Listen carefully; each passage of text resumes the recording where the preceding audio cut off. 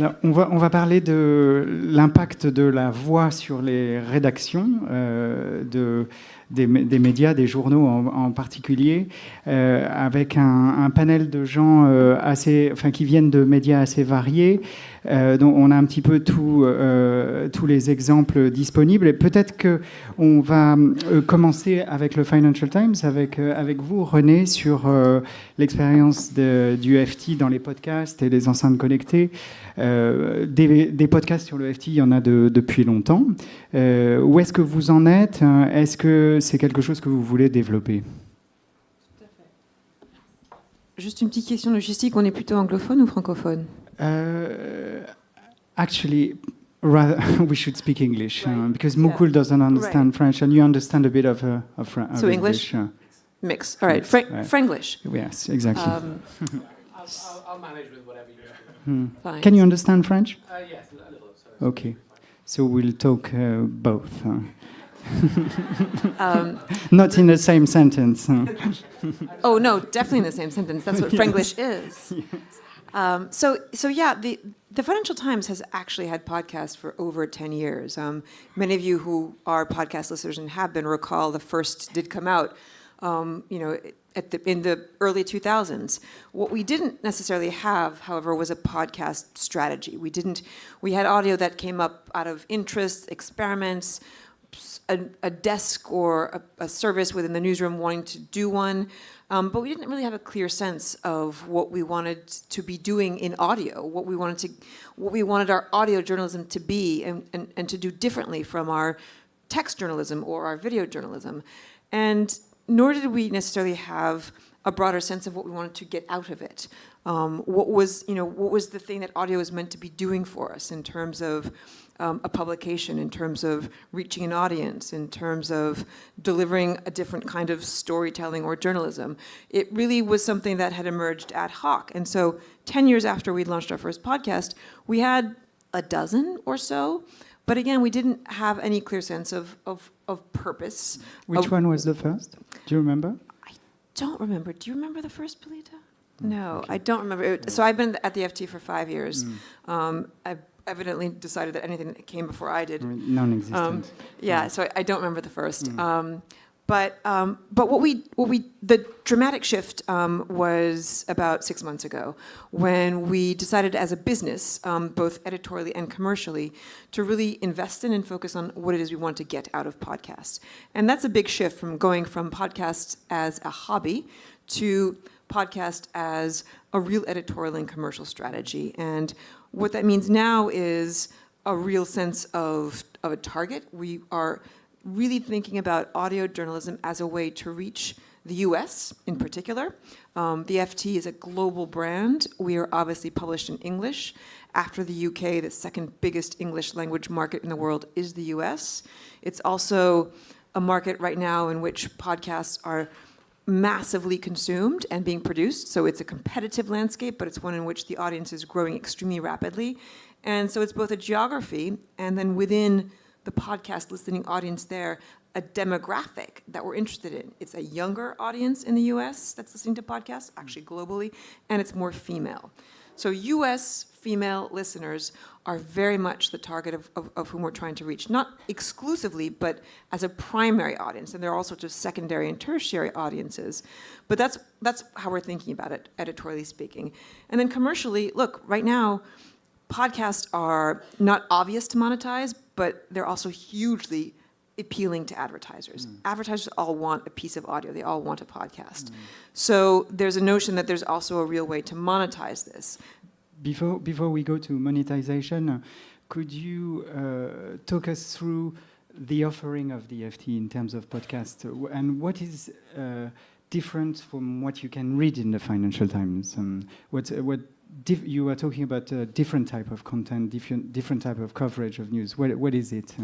Yeah, that's a very good question. And I think one of the ways editorially in which we're thinking about audio journalism quite differently from text or video journalism is what editorially we're hoping it will do. And that is to actually broaden the perception of what the Financial Times actually is about. To many people, especially people who don't know it very well or read it at all, and those are people we're targeting, there's a presumption, naturally related to the name, that it really is strictly about finance, business, corporate journalism, markets. It is those things, among others, but it's also a much more generalist media than most people assume. We have a lot of politics, political economy, global affairs, culture, ideas, literature. It's actually very broad. And now nobody's going to subscribe necessarily to the Financial Times because they like our book reviews. Might, if they have a lot of money. But one of the ways in which we're thinking about audio in terms of reaching new audiences is to offer them an experience of what the FT is about, but one that they may not have known was relevant to them, or that they may not have known editorially was something we covered at all. So it's a bit of an acrobatics in figuring out how to be both new and broad, but true to the brand, and true enough that it is a reflection of what we are about. Okay. So it's a more generalist side of the content offering of the FT. Well, I I guess it's trying to strike a fine balance between being appealing to people who wouldn't have known how broad and generalist we could be, but while also being a reflection of the specialisms that we can bring. Okay. And what's the most successful podcast at the FT? So right now, and keeping in mind that we just relaunched this strategy 6 months ago, and we only launched, in fact, tomorrow, breaking news, we are launching an experiment, possibly a first ever in the industry, I think. We're launching a subscriber-only podcast. For the most part, podcasts are really about broad reach. And indeed, our most successful in terms of broad reach is the news briefing. And the news briefing actually launched as initially a short briefing for smart speakers. We'll hear a lot more about that from Mukul in a second, the whole experience of smart speakers. And it turns out that the show that we launched as a show for Alexa, essentially, how many of you have an Alexa in your home? Is Alexa in France? Yes. Ouais, pas tant que ça alors. Ok, c'est super en anglais. And so it launched as a briefing for smart speakers, we realized was actually a very effective podcast. And it is now just, it's just broken 1 million listens a month, which for us is quite a lot. Not a lot for the BBC. And so that's its story of origin. But the podcast we're launching tomorrow is an entirely different experiment, where rather than being, and it really is the exception to the rule with our audio, where rather than being a broad tool to reach as broad an audience as possible and bring them into the FT experience, the podcast for subscribers is about tightening a relationship that already exists around a brand and a person that they already know quite well and value. So it's called the Rockman Review, and it's about foreign affairs. It's hosted by Gideon Rockman, who is among our most well-known and probably our chief foreign affairs correspondent. So he's a voice and in terms of writing that our subscribers know and value a lot. So the idea is to give them more, but in a very different format of what they already value, so that they can possibly be listening to him. Because there are times of your day when you can't be reading and you can't be watching, but you can be listening. So what can we offer you that we know you value in that time of the day? Okay, and are there others in the making with other columnists of the FT? There are, but that's still off the record. Okay. Mukul, let's talk about the BBC, and maybe I think it would be for the sake of comprehension of the public if you could tell us exactly what you do at the FT, and then what you have noticed that Alexa is it's only the beginning in France. And I'd like to know in the UK whether it has already taken off and what happens for news, voice news, when it takes off. Sure. Can I grab the microphone?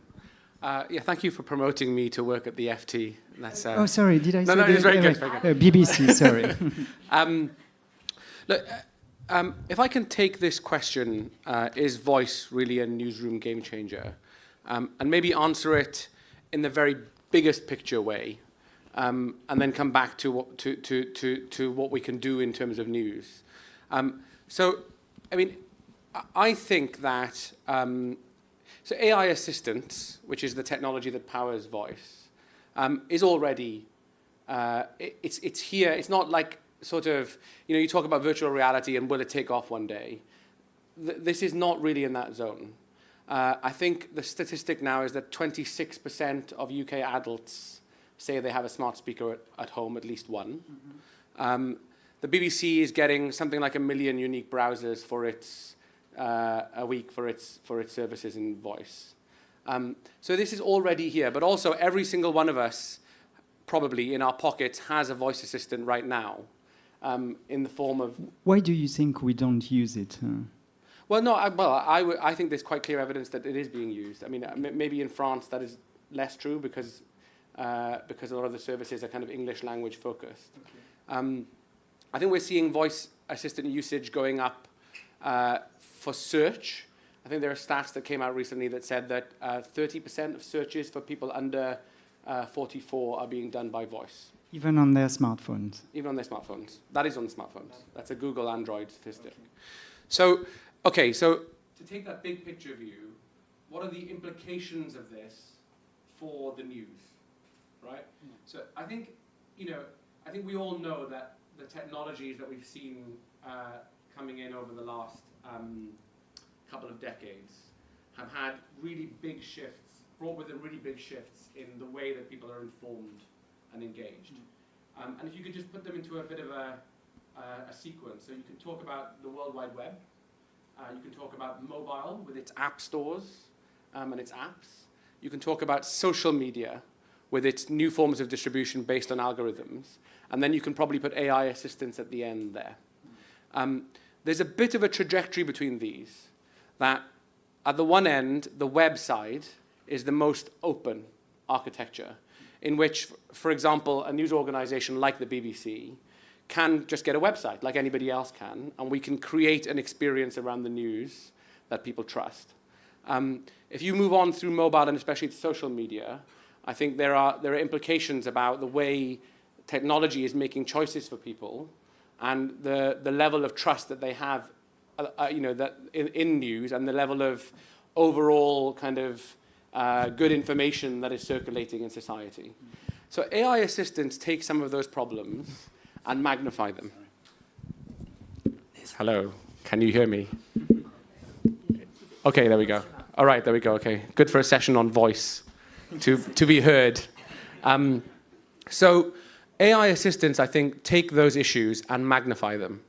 And so in terms of a game changer, I think it's not just the behaviors that will change, but it's the means of access to news brands, to trusted information.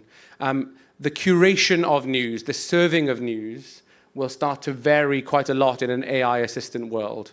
Because people will not say, give me a story from FT Breaking News, or give me a story from BBC News. They will say, what is going on with Brexit? And then an answer will come from that. And so I think our strategy and our work in this area is very much based with that in mind.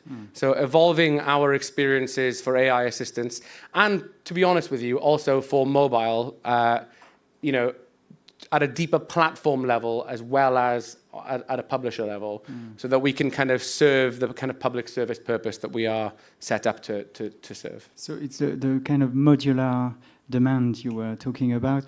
Does it mean that media have to reorganize all their content to answer questions like what's happening with Brexit? Or is it new stuff is it new content that has to be produced, or is it possible to re-edit what's been done already? It's a really good question, and I think we don't fully know the answer, but we have some clues. Mm-hmm. We know that short-form audio experiences can answer questions in some ways more directly than longer form. We also know that Google's AI right now can, they've said, can do speech-to-text on all audio, and that enables a form of audio search that is far richer, right? So if you think about it, all those hundreds of hours that are broadcast every day of radio at the moment are conceptualized as in the BBC slots that are normally on BBC Radio 4, where I used to work, 27 minutes and 45 seconds long. They're called a program, right? That is not how AI assistants are going to engage with this. They're going to see it as a set of knowledge. And so I think that, that in a way, AI assistants probably are the great, I'm speaking here as the BBC has been doing audio for 100 years. It's not a question of whether we get into audio. It's about the kind of disruption that this technology is going to bring to that universe. Probably not dissimilar to the sort of disruption that the current AI web has brought to text-based journalism, for example, in search. And so, what has happened there? The formats that we produce content in have certainly changed along with the rise of search and then algorithmic platforms like the internet. We've had to optimize for those platforms. And we've become anxious that something is getting lost in those platforms as well. So, we worry when everything is done on, when somebody comes across a BBC social video and never comes to the BBC website, are we able to fully inform them the way that we would like? And so I think those tensions are coming to the audio and the video world in quite a major way and quite fast with AI assistants. And so we are trying to learn some of the lessons of maybe what didn't go so brilliantly in the last 10 or 20 years and make ourselves ready. You're doing research on artificial intelligence. How far do you think we are from talking to our personal assistant for the news, to a bit like Quartz has a system, but we can imagine things much more sophisticated even than that. Will we have conversation about news with our smart speakers? So look, right now we serve a news briefing to all the major smart speaker platforms. It's quite old-fashioned, right? It's basically a short bulletin.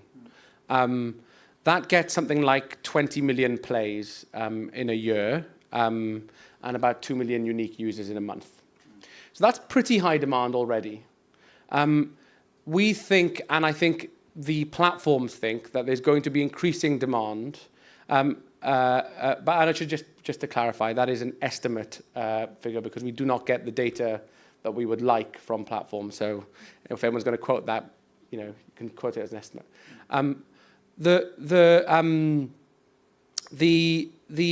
There's clear evidence that the platform, like news is one of those use cases on smart speakers that people are using it for. It is not the top, right? The top is music discovery. The second top is actually weather. And weather is interesting because weather is not that far away from news. I mean, most news broadcasts on television have the weather in them or close to them.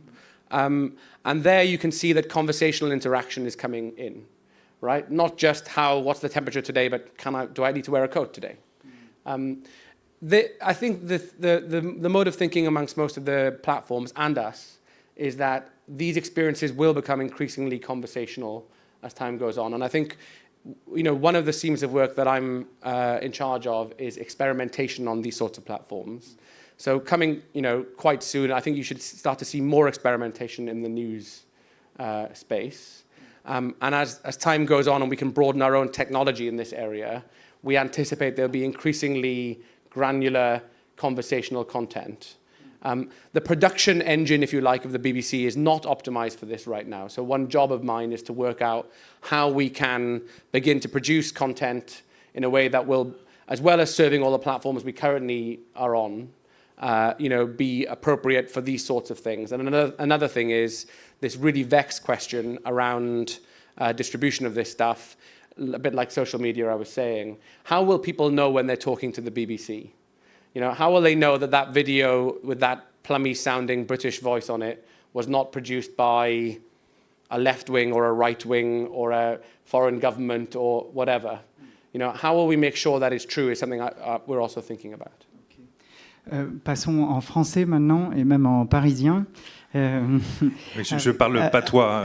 Voilà, avec Pierre. Alors, Code Source a été lancé en mai. Oui. C'est déjà une petite équipe d'à peu près 4 personnes. Est-ce que vous pouvez nous raconter quelle était l'idée et quel est le succès rencontré par ce podcast? Alors bien sûr, à côté du FT ou de la BBC, nous sommes tout petits acteurs dans le monde de l'audio et du podcast. C'est donc un sujet assez neuf pour le Parisien.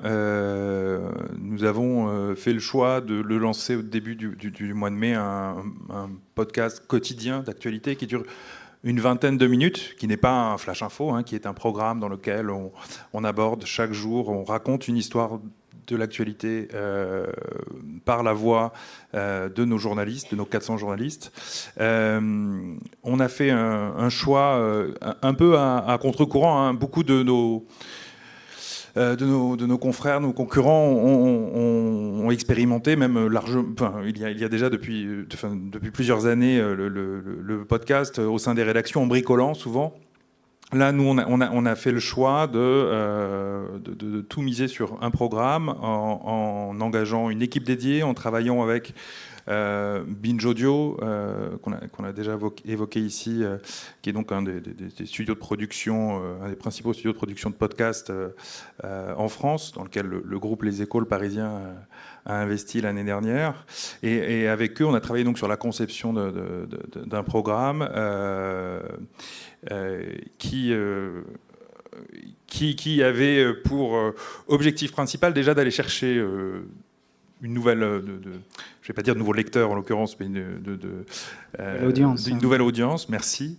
De façon peut-être un peu caricaturale, plus jeune, et en tout cas d'aller montrer une autre facette de notre des capacités de notre rédaction, et force est de constater qu'au bout de quelques mois, le pari est plutôt réussi de ce côté-là. Alors je vais pas dévoiler des chiffres d'audience, je suis désolé Nicolas, je sais que tu en aurais voulu, mais ils sont plutôt bons, même si on sait que c'est toujours compliqué de donner des chiffres d'audience en podcast parce que il n'y a pas de mesures certifiées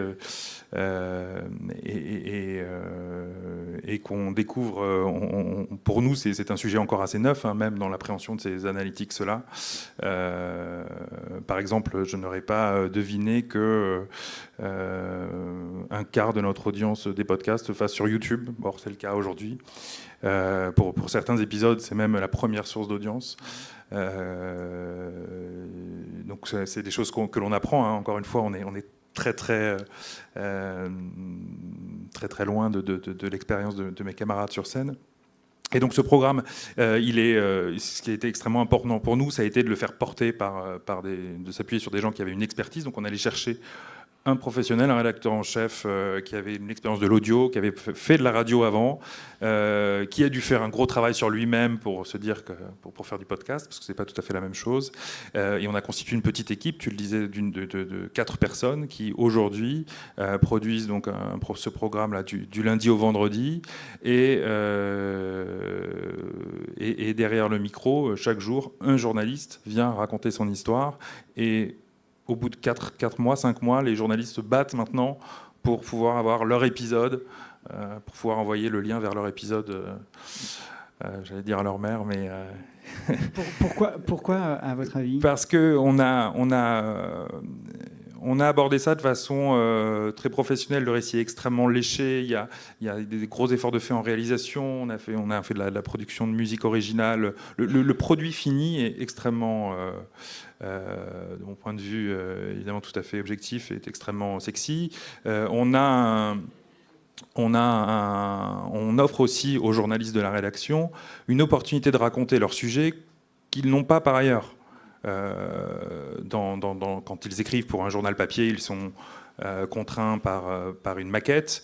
Il y a d'autres contraintes quand ils écrivent pour le numérique.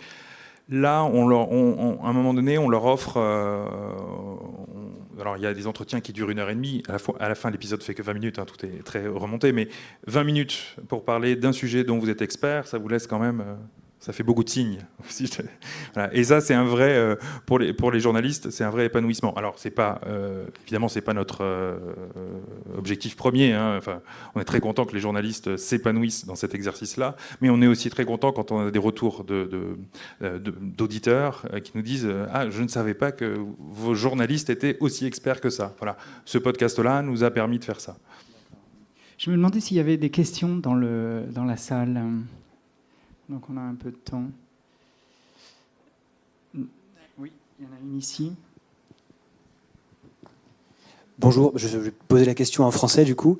Est-ce que pour un média aujourd'hui, c'est obligatoire de faire de l'audio quand c'est pas son cœur d'activité originelle?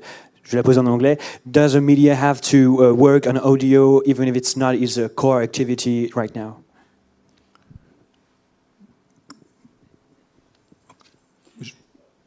Non, je vais peut-être donner un premier élément de réponse. Ouais. Notre responsabilité en tant que média est en tout cas de nous poser la question de savoir si on doit y aller. J'entendais tout à l'heure, lors de la précédente session, une question sur TikTok. De la même façon que, à chaque fois qu'on voit se développer un usage, on doit se poser la question de est-ce que nous, en tant que média, on doit y aller. Là, face à la... Là, sur l'audio, c'est un peu comme sur la vidéo. Aujourd'hui, on n'a plus tellement à se poser la question de savoir si on doit y aller, mais plutôt du comment. Alors nous, on a apporté un élément de réponse. Il y en a d'autres, je pense à un camarade de West France, qui ont décidé de monter une offre pléthorique. D'autres ont décidé de ne pas y aller, mais en tout cas, c'est plutôt le comment y aller que le faut-il y aller. Voilà, sur la question de l'audio. Renée, tu veux peut-être dire quelque chose sur le sujet? Ouais, je trouve que c'est une super question parce qu'il y a l'idée de la dernière chose qui était l'innovation. Faut qu'on y aille tous, voilà, que ce soit TikTok, Snapchat, ce que tu veux. Mais je pense que l'audio, effectivement, c'est indispensable, mais l'audio, c'est vastissime. Ça passe des choses qu'évoquait Mukul, qui sont totalement autre chose par rapport à découvrir une réponse à une demande, et jusqu'au podcast. Et en fait, moi, j'ai envie de dire que le podcast n'est absolument pas indispensable. C'est hyper compliqué de résister à la pression et au désir de le faire, parce qu'effectivement, il y a un vrai attrait, et qu'en fait, toutes les rédactions, même les plus grandes du monde, ont des limites de ressources, des limites de capacité d'investissement, et qu'il faut être idéalement, il faut être ultra rigoureux et super clair par rapport à ses objectifs. Qu'est-ce que je veux en retenir? Qu'est-ce que je veux en extraire? Quel est l'objectif, in fine, pour l'audience, pour la marque, pour l'éditeur et pour notre journalisme? Et que si, in fine, l'objectif, le podcast, c'est le truc à faire, plutôt que le voice article, plutôt que le personal assistant, ça va dépendre vraiment par rapport à ça. Mais je pense que le filtre, c'est avant tout celui-là. D'autant que aujourd'hui, c'est très difficile à monétiser. Today, it's hard to monetize this type of content. Hello. Cool. Well, look, I think if I can answer the question with two hats. The first hat is just coming at this as a kind of a general business question. And I'll probably echo what I think the others have said.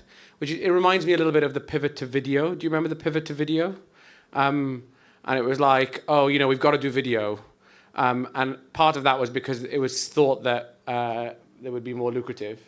And I think, probably the best thing to do is to think, okay, really, who's going to use this thing? What audience am I really going to get? And what is the value that I can get back from that? And it may or may not be worth it, depending on, but there's no rules here, I don't think. Especially because I think, as you say, the monetization of podcasts, although clearly a thing, is not a universal given. And the other thing I'd say is a bit like video, right? Like everybody is publishing video, and I mean everybody, like from YouTubers to kids in their bedroom, will be your competition just as much as other publishers. And so it's the same with podcasts, a very democratic medium. With my BBC hat on, I would say, please don't publish any audio, leave it to us. That's a joke. That's a joke. Do you think a voice article has a future, or it's a non-starter? Est-ce que vous pensez que les articles simplement traduits et lus ont un avenir? Yeah, maybe I should take that one as a voice thing. This is a really interesting question. I think they're probably, even though my inner radio producer, feels cautious and a little anxious about this because so much of my career has been about beautiful audio. I think the truth is that there are some purposes for which a synthetic voice giving you the answer is probably quite appropriate. Now, think about the weather. Maybe the weather is not always appropriate. Sometimes you do want a full weather forecast as well, but there are times when you want to know, is it raining or not? And that's kind of important. So I think there will be times when synthetic voice is useful. I will also note the slight irony of the fact that many of the articles on the BBC website are taken from radio scripts. So if they turn into voiced articles, then something has gone a bit crazy. But I mean, the honest truth is, I see a blended future. I see, a mix of synthetic, data-based experiences. But I just like we've seen, it's not as if full-length feature films or documentaries have gone away. It's not as if books have gone away. And I think that the podcast, the radio program, all of these things will continue to exist and probably thrive. Okay. On va prendre une dernière question peut-être du public. Pardon. Moi, elle s'adresse du coup plutôt aux Parisiens, au Financial Times. C'est qu'effectivement, c'est de passer du média écrit au média oral. En fait, on n'est plus sur les mêmes niveaux cognitifs. Donc, comment on transforme, comment on travaille pédagogiquement en fait de l'écrit à l'oral. Premier point. Et deuxième point, c'est du coup, est-ce qu'on se dit qu'on tape, entre guillemets, qu'on cible les mêmes personnes, ou en fait on va justement élargir, voilà, est-ce que c'est un moyen de fidéliser, ou est-ce que c'est un moyen de conquérir, voilà. Par rapport à la deuxième question, je pense que vraiment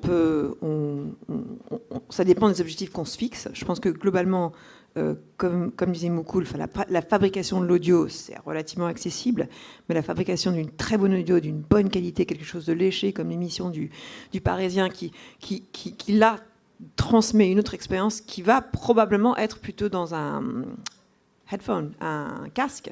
C'est effectivement, quand on réfléchit à comment faire du journalisme audio, il faut avant tout, et ça c'est vraiment la grande différence, je pense, entre le journalisme plus classique, entre guillemets, de texte ou même de vidéo, on pense rarement à la manière dont on va consommer et diffuser. Tandis qu'avec l'audio, c'est indispensable de réfléchir avant tout à l'usage. Et quelle va être l'expérience carrément orale, O-A-U-R-A, voilà, dans son oreille? Est-ce que ça va être en me baladant? Est-ce que ça va être en étant fixe devant un écran? Non.